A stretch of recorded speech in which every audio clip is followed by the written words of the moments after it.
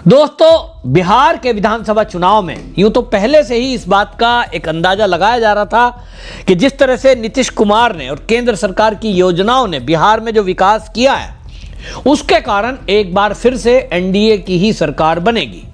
लेकिन भारतीय जनता पार्टी की एक खासियत है कि वो जो भी चुनाव हो, चाहे वो नगर निगम का ही चुनाव क्यों ना हो, उसे पूरी ताकत के साथ लड़ती है। और इसलिए स्टार कैंपेनर वो बिहार के चुनाव में उतारे गए। सबसे ज्यादा रैलियों की मांग यदि मोदी के बाद किसी की है तो वो नाम है योगी आदित्यनाथ। हमने कई राज्य के चुनाव देखे हैं, व्यक्तिगत रूप से मैंने भी इस पर नजर बनाई कि जब दिल्ली के चुनाव थे तो वहां क्या हाल था, हरियाणा के चुनाव थे तो वहां क्या हाल था, और अभी राजस्थान के चुनाव हुए तो वहां किसकी मांग ज़्यादा थी। तो वो नाम जो मैंने आपको बताया, मोदी के बाद सबसे ज़्यादा मांग अगर किसी की स्टार कैंपेनर के रूप में प्रचार के लिए होती है, यहां तक कि दक्षिण के राज्य में भी, वो है योगी आदित्यनाथ। योगी आदित्यनाथ बिहार में पहुंचे और जब बिहार में उन्होंने रैलियों का दौर शुरू किया, जिन जिन क्षेत्रों में उनकी रैलियों का कार्यक्रम आयोजित किया गया है पार्टी की तरफ से, निश्चित रूप से मुस्लिम बहुल एरिया हैं। और मुस्लिम बहुल एरिया में भी वो जो बाहुबली कवि कहलाते थे, सिवान, आपको ध्यान ही होगा, शहाबुद्दीन, जिसके ऊपर एक मूवी भी बन गई। अब वो सिवान में आरजेडी का गढ़ है, यही कहा जाता है कि वहां अंदाजा इसी से लगाइए कि भाई 6 सीट है, और उन 6 सीट में अगर मैं पिछले चुनाव की बात करूं तो एनडीए को एक भी सीट नहीं मिली। आप सोचिए, उस 6 में 3 आरजेडी, 2 मार्क्सवादी कम्युनिस्ट पार्टी माले और 1 कांग्रेस के खाते में थी। लेकिन अब माहौल बदल रहा है।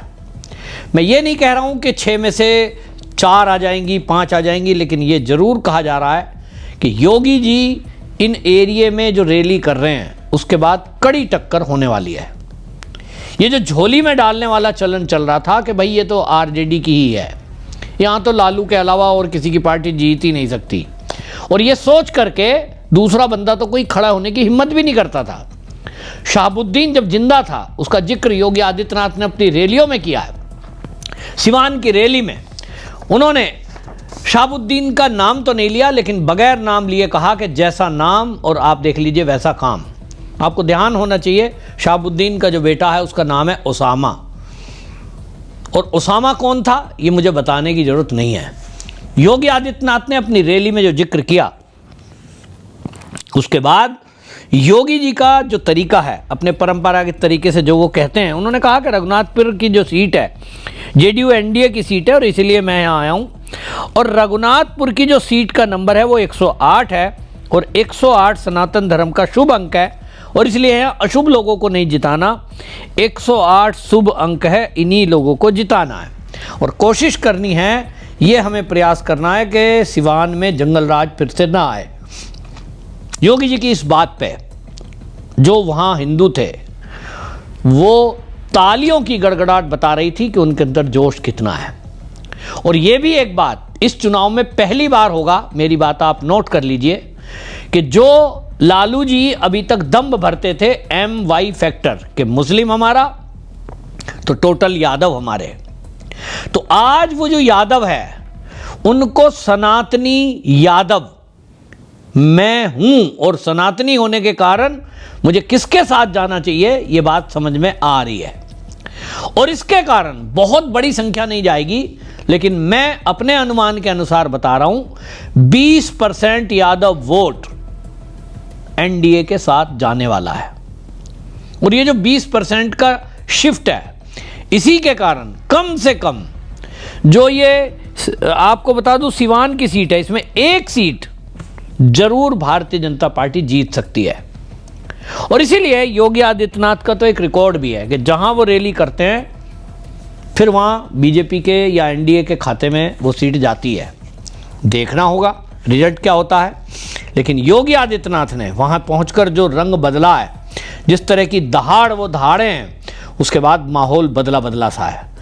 आरजेडी के गढ़ में सिवान में जाकर उन्होंने शहाबुद्दीन को एक तरह से याद दिलाते हुए जनता को ये कहा कि देखो ये जो था सिवान में एसिड के ड्रम में लोगों को डाला जाता था। यहाँ सबको वो घटना याद है बिहार के लोगों को। सुनिए आप योगी आदित्यनाथ ने क्या कहा। सिवान में वह जंगल राज फिर से मत आने दीजिए। आपने देखा होगा कैसे चांद बाबू के पुत्र के ऊपर इसी सिवान में एसिड उड़ेलने का काम हुआ था। ये वही बिहार है। ये अपराधी फिर से जीवित न होने पाए। ये कांग्रेस को आरजेडी और समाजवादी पार्टी जैसे दलों को शोभा दे सकता है कि वे किसी पेशेवर अपराधी और माफिया को गले लगा करके किसी बाबर और किसी औरंगजेब की मजार में जाकर के सजदा पड़े, लेकिन यह किसी सच्चे भारतीय को शोभा नहीं देता है। ये नहीं देता है। हम लोग तो उसी मार्ग के पथिक हैं जो गर्व से इस बारे में बोलता है कि रामलला हम आएंगे, मंदिर वही बनाएंगे और बना करके दिखा भी देते हैं। अब किसी को संदेह है अयोध्या में राम मंदिर के निर्माण में? किसी को संदेह है? लेकिन ये लोग प्रश्न उठाते थे, कहते थे कैसे होगा। हमने कहा अयोध्या को सुंदरतम नगरी के रूप में स्थापित करेंगे, और आज आप देख रहे होंगे अयोध्या सुंदरतम नगरी के रूप में स्थापित हो गई ना। कोई संदेह है क्या? कोई संदेह है क्या? और उत्तर प्रदेश में इन माफियाओं के ऊपर कार्रवाई कैसे होती है आपने देख लिया है ना। ये डबल इंजन की सरकार ही कर सकती है। एनडीए की डबल इंजन की सरकार ही ये करेगी। इनकी प्रॉपर्टी को भी जब्त कर दिया जाता है। गरीबों के लिए आवास बनाए जाते हैं। गरीबों के लिए भी आवास बनाए जाते हैं, और मैं स्वयं जाकर के उन गरीबों को वहां पर मकान की लोगों को याद दिलाया जा रहा है कि एक समय में जब यहाँ आरजेडी की सरकार थी तो किस तरह का जंगल राज था कि एक आईएएस की पत्नी का अपहरण कर लिया जाता था और उसके साथ बलात्कार होता था। मजाल है कोई पुलिस छुड़ा के ले आए। और किस तरह से एक युवा को उसका सबूत खत्म करना है, हत्या के बाद एसिड के ड्राम में डाल दिया ताकि हड्डी भी गल जाए और सबूत ही ना बचे। मतलब सोचिए किन्हीं फिल्मों में आपने भयंकर सीन कभी देखे होंगे, मुझे तो याद नहीं है, लेकिन बिहार में ये होता था। योगी आदित्यनाथ ने महागठबंधन पे भी प्रहार किया और उन्होंने कहा कि जो कांग्रेस है उसकी सरकार में, जिस समय केंद्र में कांग्रेस थी, राम के अस्तित्व को नकार दिया गया। हमने उत्तर प्रदेश में जब हम आए तो राम मंदिर का निर्माण किया। बिहार में योगी आदित्यनाथ के भाषणों में जो ये राम मंदिर का जिक्र है, इसको याद आते ही बिहार के जो यादव भी हैं उनका वो सनातन जागृत होता है। और इसीलिए मैंने कहा 20% यादव वोट एनडीए को मिलने जा रहा है। ये बात आप मेरी नोट कर लो। लोगों को समझ आ रहा है कि भाई यादव तो बाद में हूं, पहले मैं सनातनी हूं, और मैं सनातनी हूं तो सनातनी कौन सी पार्टी है जो सावन के महीने में मछली खाकर दिखाता है, फोटो खिंचवाता है? वो जो राम मंदिर का रथ रुकवा देता है वो लालू प्रसाद यादव और उसका बेटा, या फिर योगी आदित्यनाथ की पार्टी, योगी आदित्यनाथ का वो दल जिन्होंने राम मंदिर का निर्माण कराया। और इसलिए योगी आदित्यनाथ जी राम मंदिर का जिक्र ऐसी जगह जरूर करते हैं जहां राम के मंदिर का विरोध हुआ। और बिहार में लालू प्रसाद यादव अपनी पीठ थपथपाते थे कि जो अडवाणी का रथ है, वो जो राम मंदिर की यात्रा लेकर रथ यात्रा चल रही थी, उसको रोकने का काम यदि किसी ने किया तो वो हम थे। हमने बिहार में भारतीय जनता पार्टी के रथ को रोकने का काम किया। ऐसा अपनी पीठ थपथपाते थे। यानी राम के मंदिर में बाधा बनी कांग्रेस और उसके साथ ही लालू प्रसाद यादव। तो ये सनातन विरोधी लोग हैं। योगी जी इसकी याद दिलाते हैं। सुनिए आप योगी जी ने क्या कहा। आरजेडी ने राम मंदिर के रथ को रोकने का पाप किया था। आरजेडी ने पाप किया था। कांग्रेस कहती थी कि राम तो हुए ही नहीं। इनका पार्टनर समाजवादी पार्टी उत्तर प्रदेश में राम भक्तों पर गोलियां चलाती है, और ये लोग जब भी इन्हें अवसर मिला, एक ने बिहार के अंदर, एक ने उत्तर प्रदेश के अंदर, वहां के नौजवानों के सामने, वहां के नागरिकों के सामने पहचान का संकट खड़ा किया।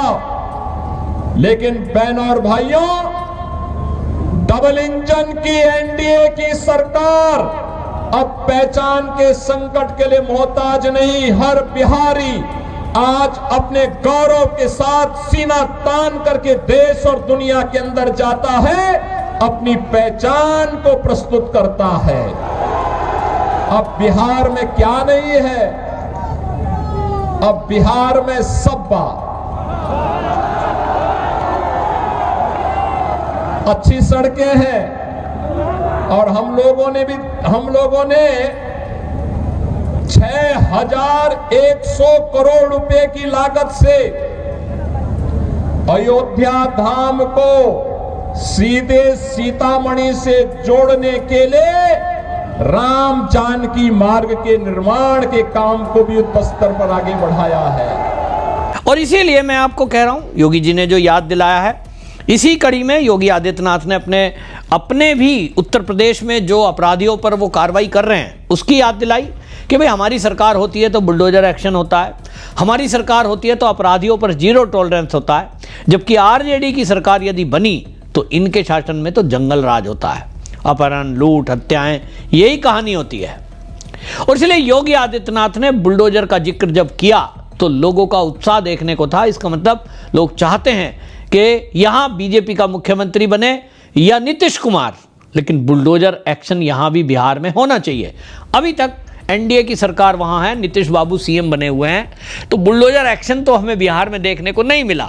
लेकिन जिस तरह से योगी आदित्यनाथ का बुलडोजर फेमस हुआ है, निश्चित रूप से पूरे देश के अंदर राष्ट्रभक्त लोग, सनातनी लोग ये जरूर चाहते हैं कि कोर्ट के चक्कर लगाने के बजाय ये जो तत्काल फैसला योगी आदित्यनाथ लेते हैं, इस तरह के फैसले बाकी अन्य भारतीय जनता पार्टी शासित राज्यों में, एनडीए शासित राज्यों में होने चाहिए।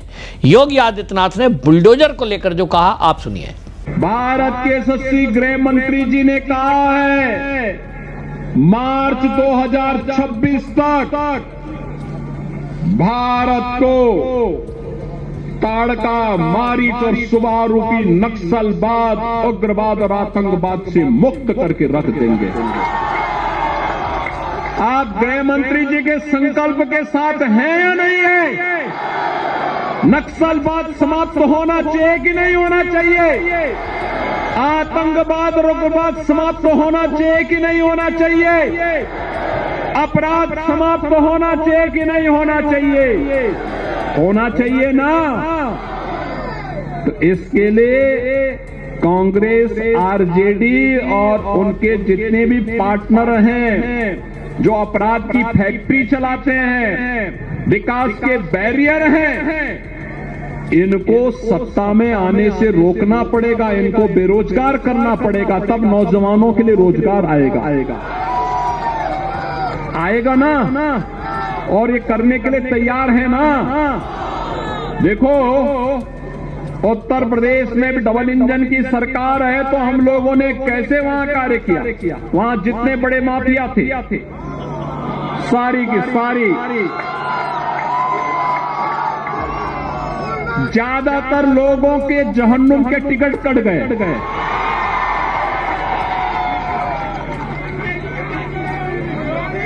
जो गरीब को मारेगा, बहन बेटियों की इज्जत के साथ खिलवाड़ करेगा, व्यापारियों का अपहरण करेगा, नौजवानों के रोजगार पर सेंध लगाएगा, तो उसके लिए तो यमराज के घर का ही टिकट होगा ना। और दूसरा, उनके खानदान ने भी जितनी प्रॉपर्टी बनाई होगी अवैध तरीके से, गरीबों का शोषण करके, अपहरण करके, हमारी सरकार ने, डबल इंजन की भाजपा की सरकार ने उस पैसे, उस पूरी प्रॉपर्टी को अपने कब्जे में लेकर के गरीबों के लिए आवास बना डाली। और इसीलिए मैंने लिखा, और मैं दावे से कह सकता हूं कि योगी आदित्यनाथ के बिहार चुनाव में एंट्री से बिहार के चुनाव का मौसम बदल रहा है, माहौल बदल रहा है और स्पष्ट रूप से कहा जा सकता है कि एनडीए की सरकार एक बार फिर से बिहार के अंदर बनने जा रही है, जिसमें योगी आदित्यनाथ का अहम रोल होने वाला है। आपकी इस पर क्या राय है? कमेंट में जरूर लिखें, वीडियो शेयर करें। वंदे मातरम।